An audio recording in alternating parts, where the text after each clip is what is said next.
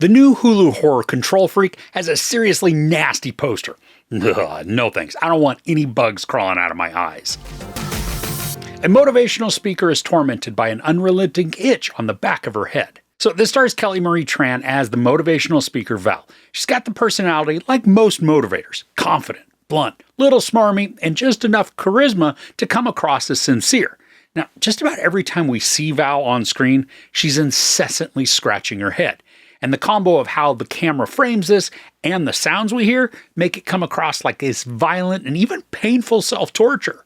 Now, I know I said this is classified as a horror, and it does contain some horror elements, but more than anything, I think this is more of a psychological thriller that delves heavily into the themes of generational trauma. We learn that Val has a lot of issues with her family, but for a good portion of the movie, these are vague, sometimes giving us brief flashbacks that lack context. Now, we can see that she's deeply troubled by something, all while trying to mask these hurts because of what she does for a living. Now, I thought Tran did a good job of building out a character who is demanding and forceful, but also scared her faults will be discovered. The emotional outbursts work well without becoming tantrums, and Tran captures that fine balance in a really great way. Now, I don't know what the budget of this film was, but for a lot of the filmmaking, it looks to be low budget, where we have an inordinate amount of very close-up, tight shots on people's faces.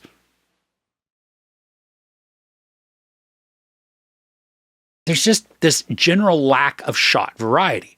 Now, I'm not saying that every single scene is a tight one, but there are quite a few, and it just doesn't translate as looking cinematic. I'm not knocking the indies or even low-budget films, but because this is a Hulu original and they have that Disney money, I figured it'd be better and more creatively shot. But one area of the film that probably received the majority of the budget is the special effects. There are many times when we see shadowy things creeping in dark corners or gangly hands reaching out of the darkness. These look good. I mean, at times I couldn't tell if what we were seeing was practical or digital because they looked so realistic and convincing. On the movie poster, there's a picture of an ant coming out of an eyeball.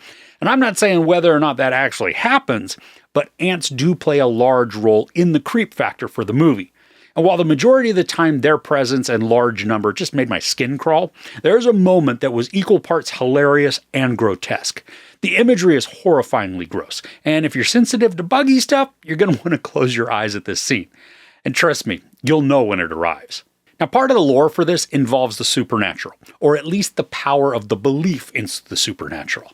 For that, we get visuals that are sort of personifications of an entity. And these, again, look amazing. Not only are the skin and textures convincing, but there's a movement on the surface that adds this constant state of motion to it. And I liked and then hated the design. It was a giant note for me. If I saw this, I would be gone and not looking back. There's also some good gore that's shown. And what made the scenes more believable is the hesitation that we watch in characters' eyes and movements. There's a lot of back and forth. Will I or won't I types of behaviors, but they're not drawn out. I mean, they just simply show how painfully difficult a certain decision is. And the payoff for this scene, it's wonderfully nasty.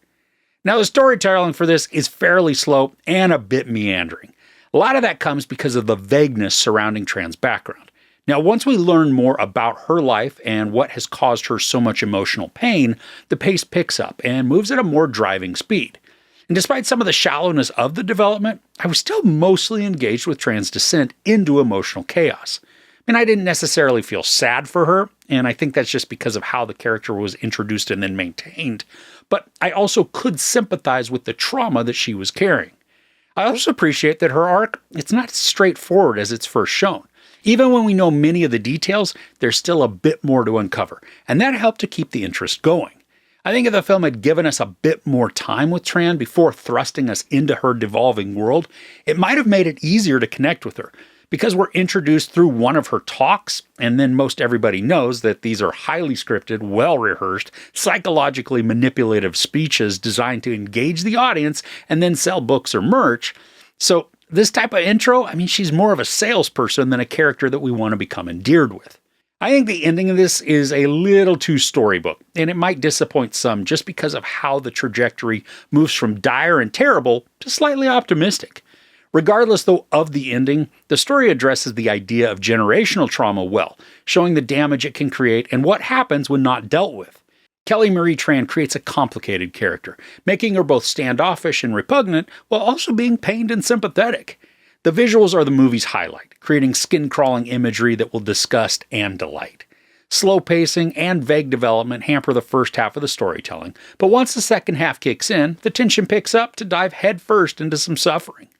There's sex, no nudity, a lot of profanity, and some gory violence. I give Control Freak 3 out of 5 couches. Okay, so what are you binging right now? Anything that you can recommend? I would love to hear about it in the comments below. If you enjoyed this review, please give it a like. Also, don't forget to share and subscribe. I'm Chris. This is Movies and Munchies. Thanks for couching with me.